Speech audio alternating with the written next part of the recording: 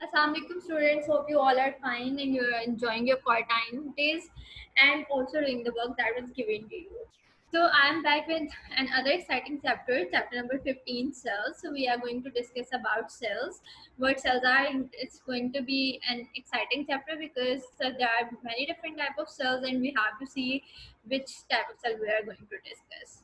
Okay. So in first lesson we are going to discuss the topic cell. A cell is basically living unit of living matter. What is this? I'm going to describe you in a minute. So we'll define cell. We'll describe the discovery of cell and then use of microscope means why we use microscope and what is microscope is and what it looks like. So cell is basically the basic unit of living thing. All the living things, including us, including plants, or even a small ant, even a small ant. Okay, so it is the smallest part of the living thing that is fully alive, and there are thousands of chemical reaction takes place in the cell. For example, when you eat food, your food should be digested in your stomach. So there are some chemical reaction in it, and the new cells can be formed by pre-existing cells. It means for example when you donate blood, so the blood is not going to be lessened in your body because the cells are going to form because and your blood is going to be complete. Okay, so discovery of cell about 330 years ago, like 330 years ago, Robert Hooke was a scientist, English scientist, who just observed box like shape when he looked the thin slides of plant through his microscope. So he called them cell. For example, this. So you can see these are like tiny box, and this is a microscopic image of onion cell. You know, onion, you can't see the this kind of cell on the onion surface, right? But when you see and like a microscope, so you can see these boxes. Okay, so that English scientist was working on some things and he just see the box shaped cell in a thin slice, so he called them cell because they are box and a box is also a cell, right? Okay, so this is the microscope looks like. There are some lenses, you know the lenses, right? The lenses that are hidden that are put in a camera and you can zoom them out, right? So these are lenses, and from this lens you can see the object that is placed on this stage. Okay, so this is an instrument by which we can see very tiny things, even things we can't see with our naked eyes. Okay, so this is human cheek cell. You just break your cheek up and just see the cell in it. Okay, so this is very tiny cell. We can use a microscope to see the cell. So this is the use of microscope, right? This is a microscope, and why we use that microscope? To see the tiny cells. Okay,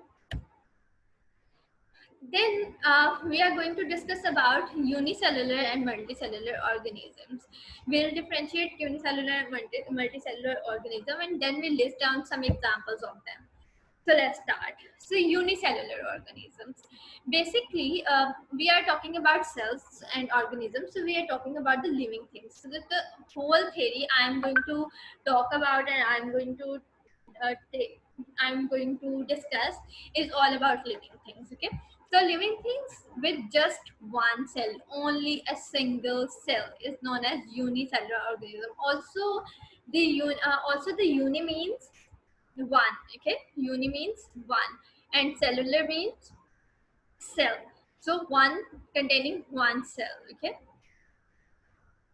unicellular organism.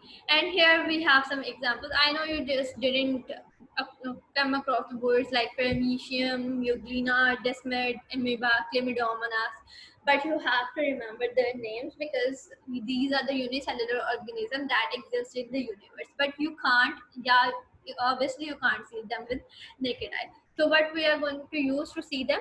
A microscope. Okay, so how this is how they look like under a microscope, not with your naked eye. This is amoeba, euglena, paramecium, and chlamydomonas. So they look like this, and this is only a single cell. Okay, a single cell. So these are single cells. So that's why I was telling you that it's going to be exciting because the cells are always do not have the same shape. They are not going to be like oval or circle or square or rectangle, but they can be of different shapes. You can see The amoeba has some different shape. Euglena has some like leaf-like shape. It's like a soul, sandal soul shape, and this is like a pear shape, right? So cell can be of different shapes.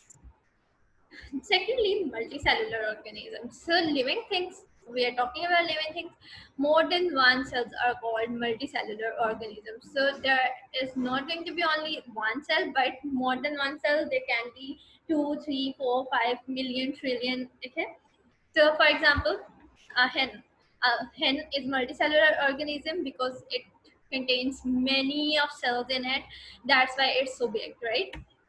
A boy, humans, we, you, okay, we all are made up of cells, and we are made of like trillions of cells, okay.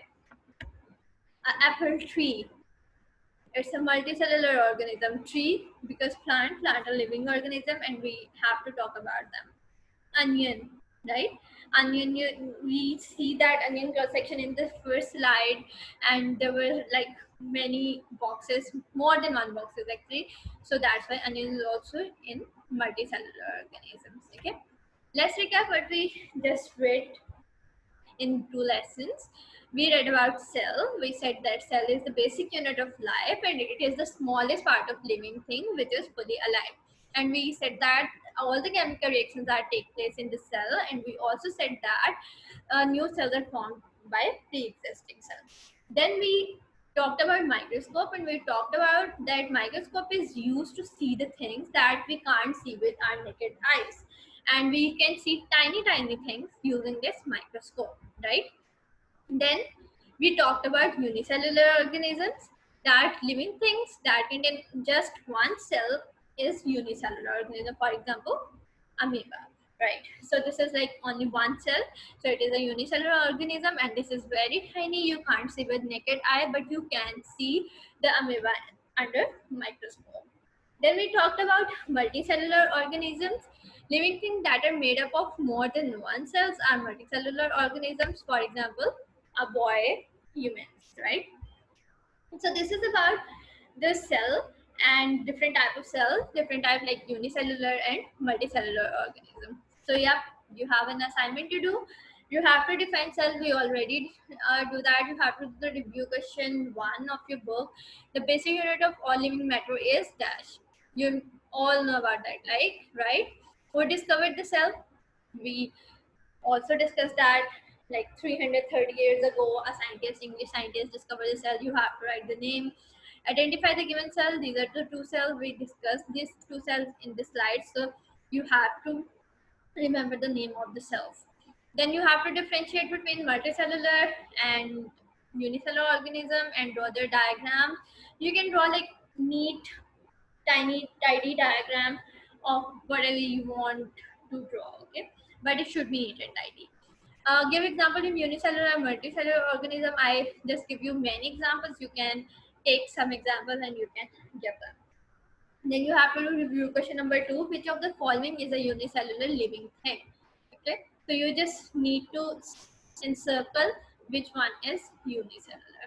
Okay, so good luck for your assignment, and I hope you all are fine and healthy and enjoy your routines.